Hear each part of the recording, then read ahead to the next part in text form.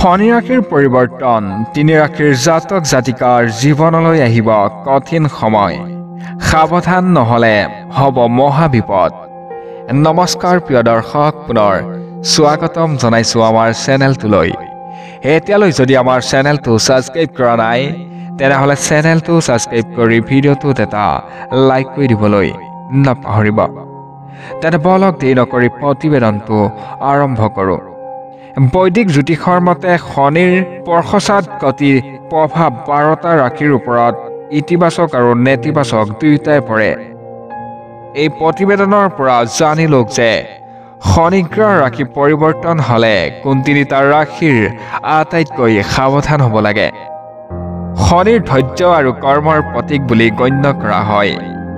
জ্যোতিষৰ মতে শনি আটাইতকৈ লেহেমীয়া গতিশীল গ্ৰহ, আৰু যেতিয়াই শনিয়ে ৰাশিৰ বা গতিৰ সলনি কৰে তেতিয়াই সকলো ৰাশিৰ লোকৰ জীৱনত বিভিন্ন পৰিৱৰ্তন ঘটে।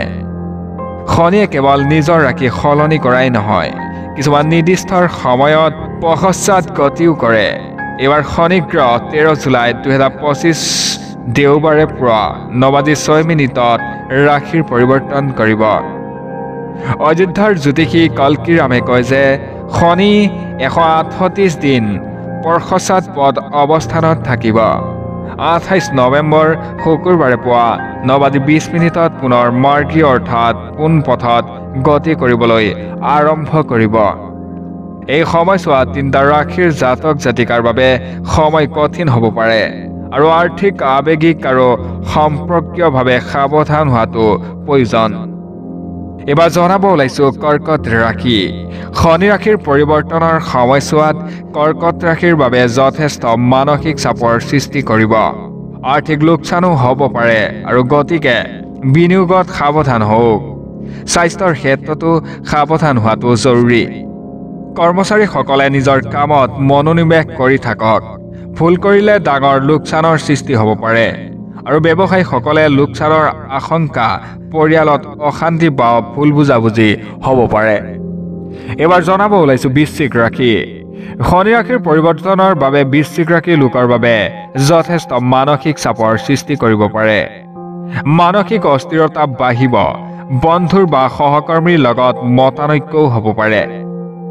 আৰ্থিক লোকচানৰ আশংকা আছে, আৰু মানসিক চাপ বাঢ়িব। সম্পৰ্কৰ ক্ষেত্ৰত সাৱধান হওক। প্ৰয়োজনীয় তৰ্ক বা নেতিবাচক কথা বতৰা পৰিহাৰ কৰক, নহলে সম্পৰ্ক বিচ্ছেদ হ'ব পাৰে। এইবাৰ জনাব ওলাইছো মীন ৰাশি। মীন ৰাশি লোকৰ বাবে শনি ৰাশিৰ পৰিৱৰ্তনে জীৱনত হঠাৎ পৰিৱৰ্তন আনিব পাৰে, যাৰ ফলত মানসিক চাপৰ সৃষ্টি হ'ব। নিজৰ শৰীৰ বিশেষ যত্ন লওক। বিশেষকৈ খাদ্য খোৱাৰ ক্ষেত্ৰত অসাৱধানতা পৰিহাৰ কৰক, কাৰণ ইয়াৰ ফলত ভৰিৰ বিষ বা অন্য শাৰীৰিক সমস্যা হ'ব পাৰে। এটা কৰ্মচাৰীৰ মাজত হেঁচা বৃদ্ধি পাব, আৰু সহকৰ্মীসকলৰ সৈতে মতানৈক্যও হ'ব পাৰে। News desk report, tech news 24।